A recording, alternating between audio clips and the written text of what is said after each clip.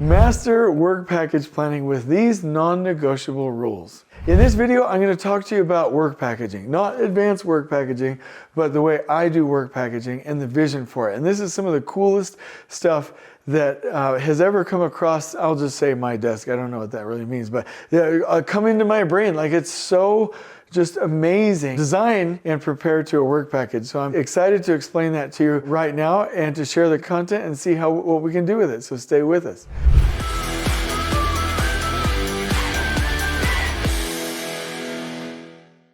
All right, so check this out. So there's two major ways that you can speed up a project. One of them is by using Takt planning, and where you might have a 2-zone project. If you break that up into 4 zones, then now you have this scenario where, by virtue of the fact that you're rezoning it, you are actually getting done in less time. Okay, so that's one way to move your phase forward. And these are a little bit too big. This actually, from a proportional standpoint, should be like somewhere over here. So you can see the difference between 2 zones and 4 zones. You gain time. So one of the main ways to bring in the project or the phase is to rezone it or to zone it properly. The other way to do it is to minimize your takt time. So let's say that this is already zoned properly. Let's say this was a 3-day takt time. The other way to pull your overall phase or your overall construction production plan in is to shorten the takt time. So let's say that now instead of 3, it's a 2-day takt time, and now you're farther even forward because you're at a 2-day takt time instead of 3. Well, the only way to do that without rushing and pushing and panicking your people and disrespecting your trade partners is to design. So I'll just go ahead and write this: fabricate and deliver to the installation work package or the work package itself. What that means is that we go to, oh my gosh, this is such a good concept. We go to the trade partner and we say, okay, we've already got the right number of zones, so we're great. We will never rush and push and panic you, ever. But what would it take for you to go from 3-day takt time to 2? Because we're almost to the point where we can get everybody to a 2-day takt time. So what would it take? And they'll be like, oh, you know, you're trying to push me, like this isn't right. You're like every other GC. And you're like, no, if we need to stay with 3, that's fine. We're seeing if this is possible. This is a feasibility study. What would we have to design? How would we have to fabricate? What would we have to do for delivery? What would we have to do for preparation to get this duration from a 3 to a 2? And they'd be like, well, I don't know, like that's not even a thing. And then you go through it again. And then finally they're like, okay, well, you know, for cabinets, we do cabinets. I would want to be able to bring in, you know, prefabricated cabinet bases, but you can't do that, so there. And then you're like, well, maybe we could, right? Maybe we could have a scaffold system that's wide enough to where we can fork up sets of 4 prefabricated cabinet bases that you can literally roll in to your location. And if we could spend like $2,500 on carts and add that to your overall contract, would you be willing to do that? And they're like, okay.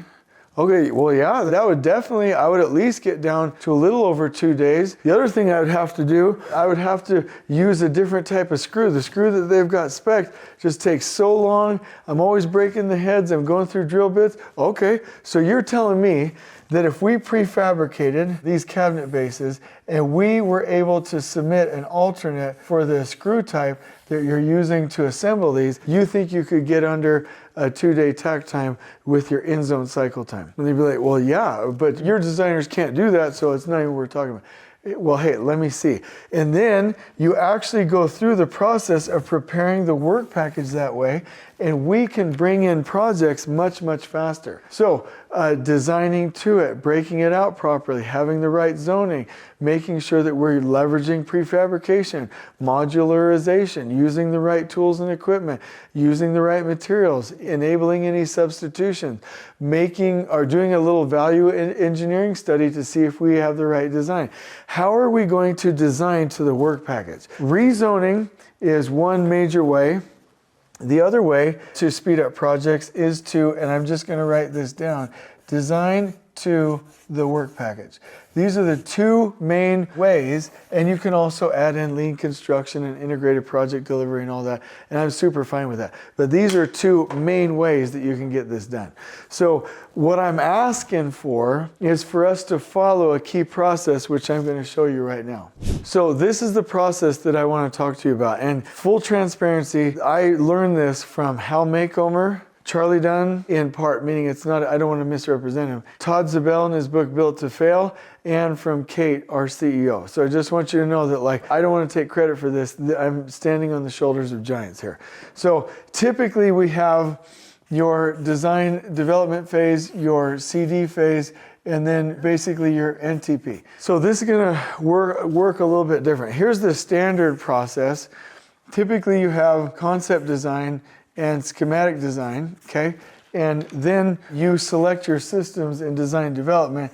Then you flesh out all of your details with your construction drawings, your construction documents, and then the plan is made by the construction manager or the GC or the CM at risk to go start that project and build what's on the drawings, okay? The way that I'm asking you to do this, not the standard, but the lean way, would be to, when you have your concept design and schematic design, to immediately come over here and break up your project into a Takt plan, into the right work packages, okay? And find out what is your zoning going to look like, right? So for the project in this big old building, what is the typical zone size? And if you know your typical zone size, you'll know what your work packages are going to be for those different scopes. Now you got to ask yourself the question, for this project to finish on time, what does it take? And what is the path of critical flow to get to that? But there's also, and I'll go ahead and just mark this in red, an accelerated zoning strategy that would look something like this, okay? That would get you done sooner. It would bring it in forward. So you have to know what that zoning strategy is, and you would have to know, in that zoning strategy, do I have the fastest takt time? Well, maybe I don't. You know, this is a good amount of time that I picked up on the end of the production plan, but I want to go from a 3 to a 2-day takt time. Great. Okay, so the question is, what would the work package have to look like in that zone on a 2-day takt time to get this done? So what you would do then, based on this, is you know your zone sizes, your takt time, and what the work packages will look like per scope. So what you would want to do then is ask the trade partners what kind of build specifications, and that's my term, that's not an industry-wide term, or work package specifications or work package means and methods do you need in order to accomplish the 2-day takt time in that zone size for the work packages collectively. And then what would happen is then you go into design development and select the systems based on what your specs are, your needs are, or your prefab needs are for your work packages, and then you go in the CD phase, and then you go into an NTP, and that means that you have literally designed to the work package. So this is in the reverse. This is like a push system, this is a pull system. So when Todd Zabel is talking about designing to the work package, that's what we're talking about. And you can really, really accelerate if you do this the right way.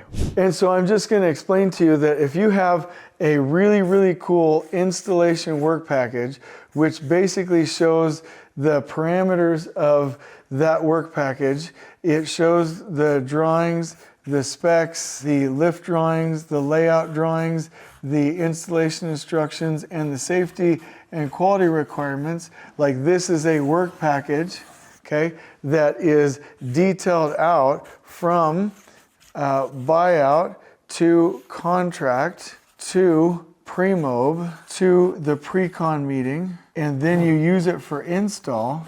You can actually hit the duration according to the takt time in the zone for the work package, okay? And so that's what I'm asking you to do. Here's what I'm going to do. I'm going to give you in the description below a link to one of these installation work packages.